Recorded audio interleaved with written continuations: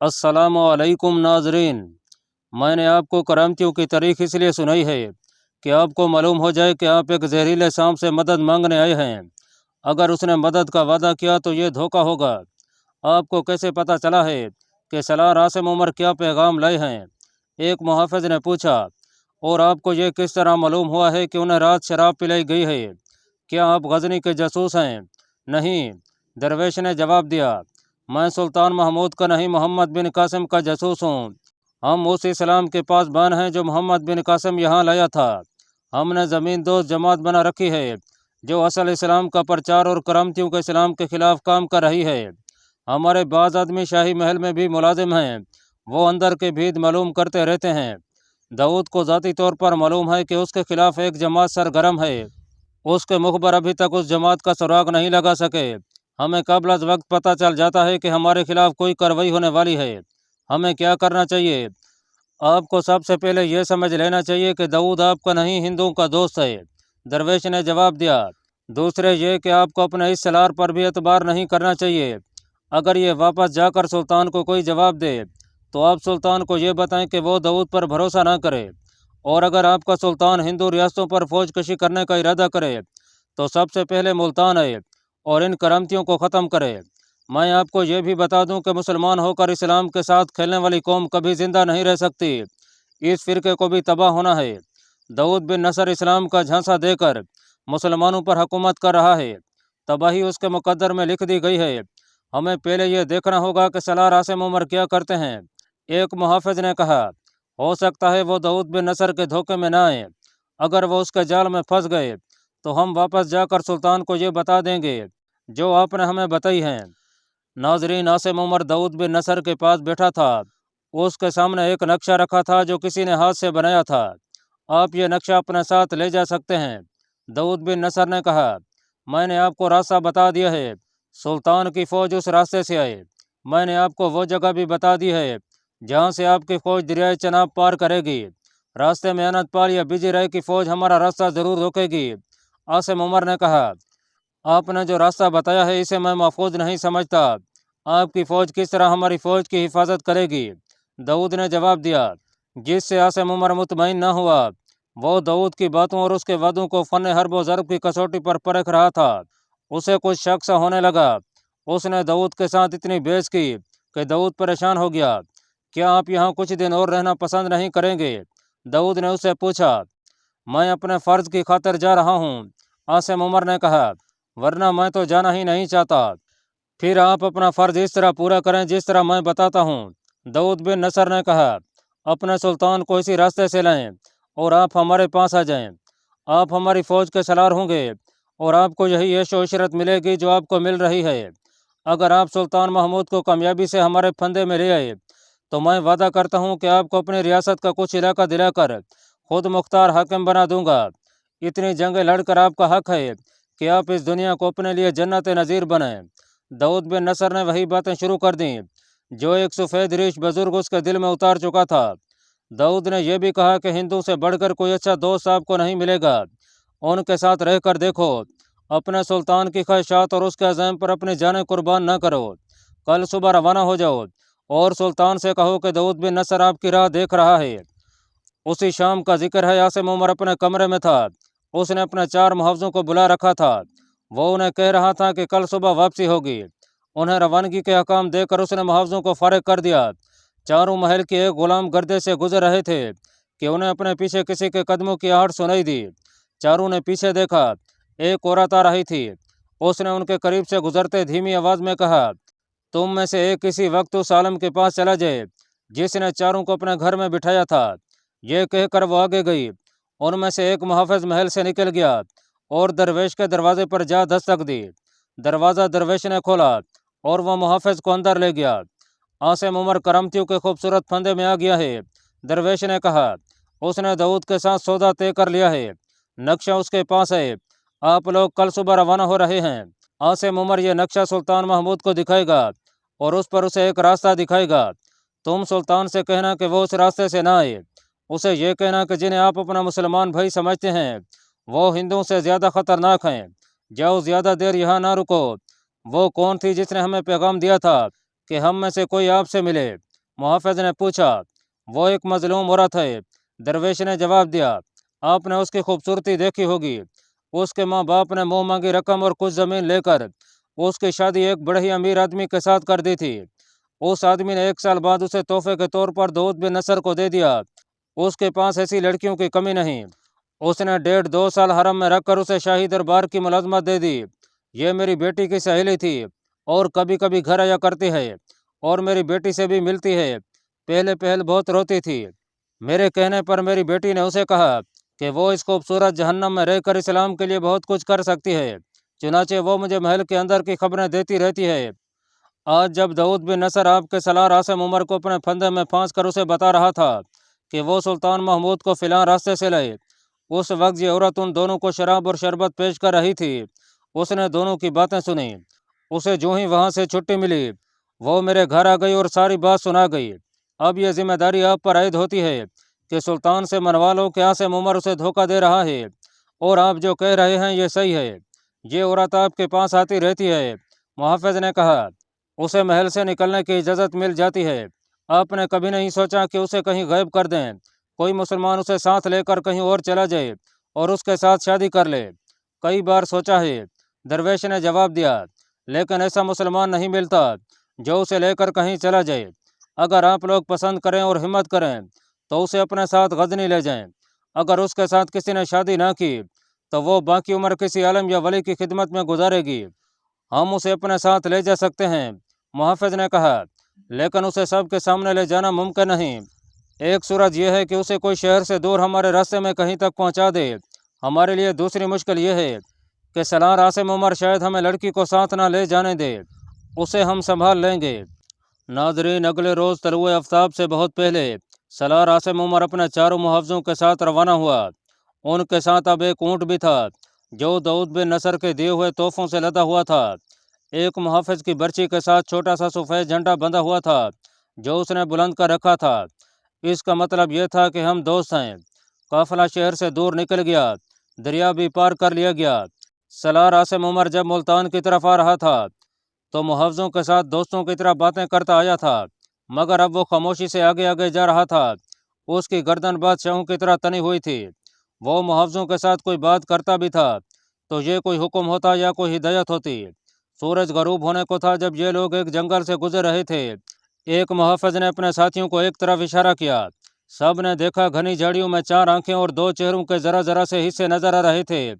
आसिम उमर आगे निकल गया। मुहाफिजों ने आंखों ही आंखों में उस मंसूबे पर अमल करने का फैसला कर लिया जो उन्होंने गुज़श्ता रात तैयार किया था। उसके मुताबिक एक मुहाफिज ने अपना घोड़ा रोक लिया और घोड़े को आहिस्ता आहिस्ता घनी झाड़ियों और ऊंची घास में ले गया। वही जवान औरत जिसने उन्हें दरवेश के घर जाने का पैगाम दिया था उसके सामने आन खड़ी हुई। उसके साथ एक आदमी भी था। उसने औरत उस मुहाफिज के हवाले की और खामोशी से चला गया। मुहाफिज औरत को साथ लिए वहीं छुप कर बैठ गया। वो दोनों सिवाय मुस्कुराने के एक दूसरे की जबान नहीं समझते थे। औरत उसे इशारों की जबान में कह रही थी कि चलें, मगर मुहाफिज उसे बैठे और छुपे रहने का इशारा कर रहा था। सूरज गरूब हो गया। आसिम उमर ने पड़ाव का हुक्म दिया। एक मुहाफिज गायब था।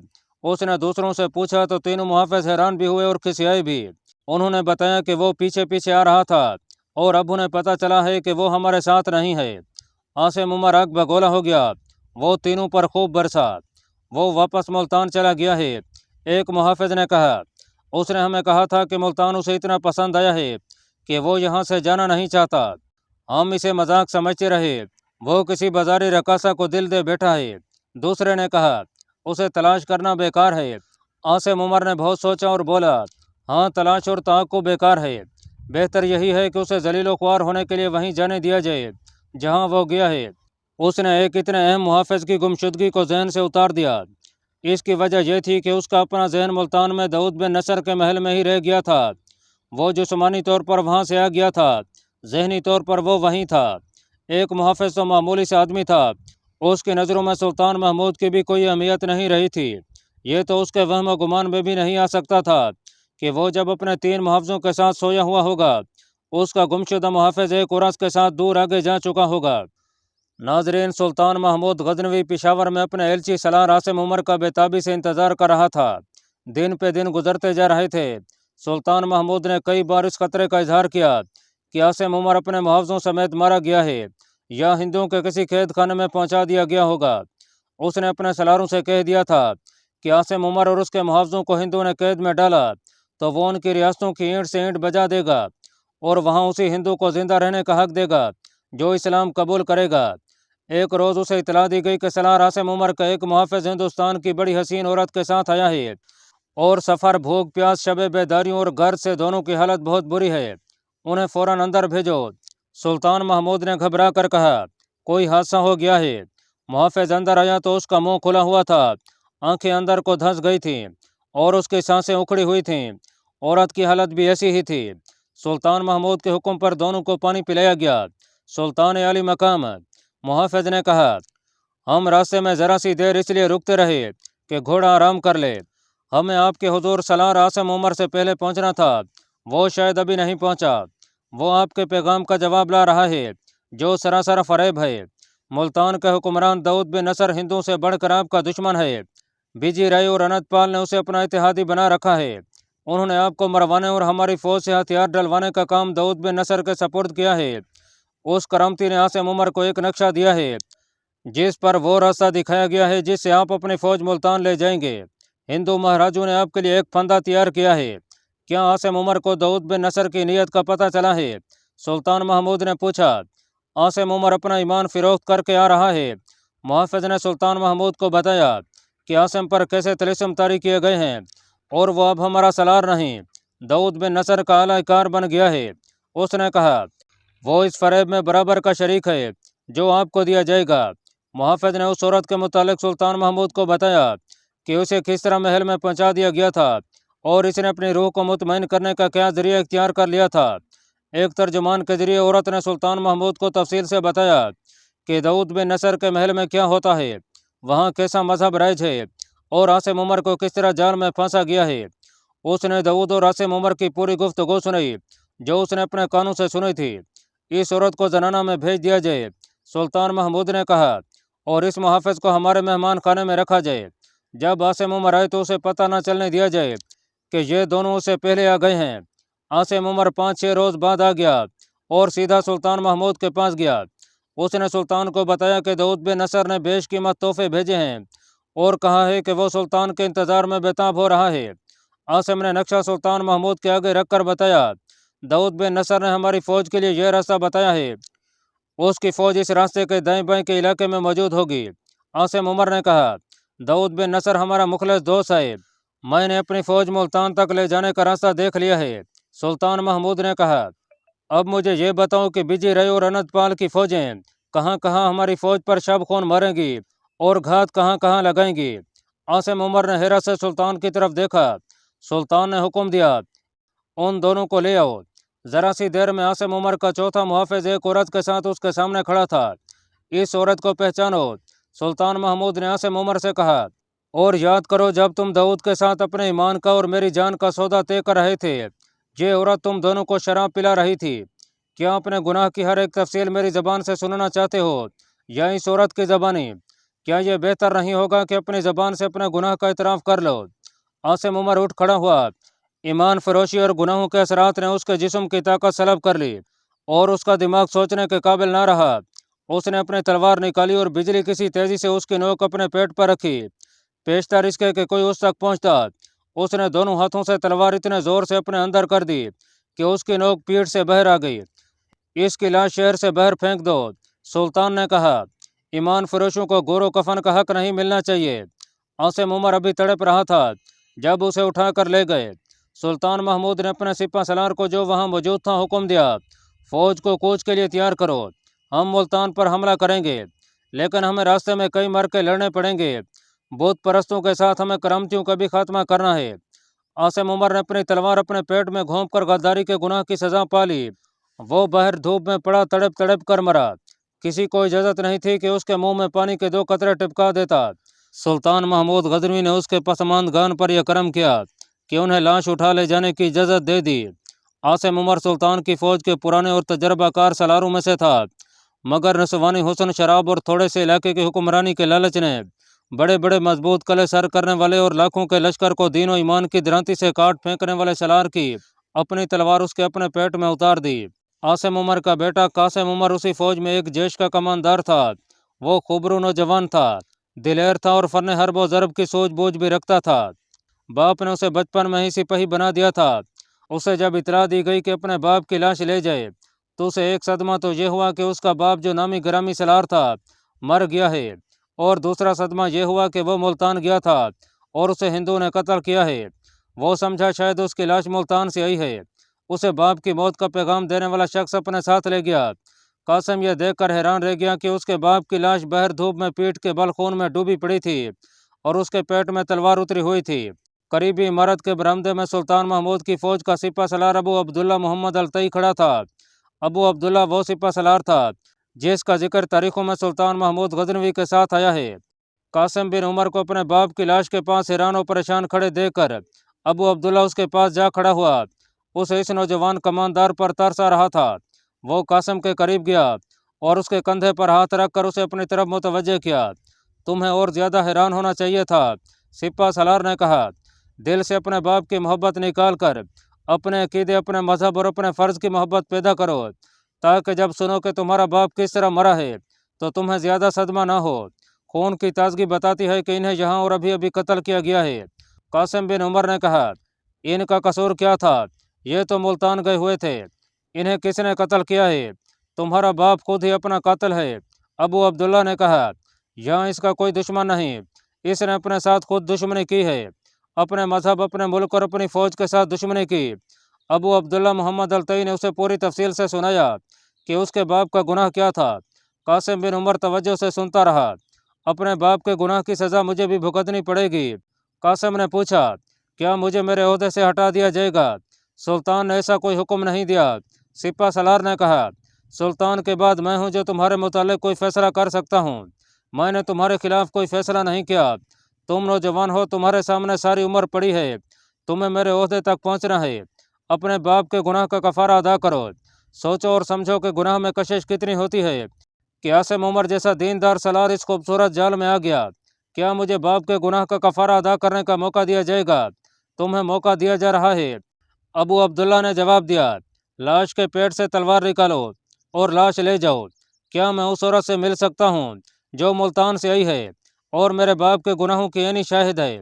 तुम लाश ले जाओ। सिपा सलार अबू अब्दुल्ला ने कहा, मैं उस औरत को तुम्हारे घर भेज दूंगा, वो तुम्हारी माँ को भी सारी बात सुना देगी। तुम मुहाफिज दस्ते के उस आदमी से भी मिल लेना जिसके साथ ये औरत आई है। कासिम बिन उमर ने अपने बाप की लाश के पेट से तलवार निकाली। सिपा सलार ने लाश कासिम के घर ले जाने का इंतजाम कर दिया। आसिम उमर अपनी बीवी को पेशावर में अपने साथ ले आया था। ये औरत उसी इलाके की रहने वाली थी। राजा जयपाल ने जब 977 में गजनी पर फौज कशी की और सुल्तान सबुक्तगीन के हाथों शिकस्त खाकर भागा था तो बहुत सी नौजवान लड़कियां पीछे रह गई थीं। ये वो लड़कियां थीं जिन्हें राजा जयपाल की फौज के बड़े बड़े अफसरों ने आज के पंजाब और सरहद के इलाकों से अगवा किया और अपने साथ मैदान जंग में ले गए थे। उनमें से एक के साथ आसिम उमर ने शादी कर ली थी। उसके बतन से कासिम पैदा हुआ था। वो उन इलाकों की ज़बान बोल सकती थी जिन पर राजा जयपाल की हुकूमत थी। कासिम ने भी माँ से यह ज़बान सीख ली थी।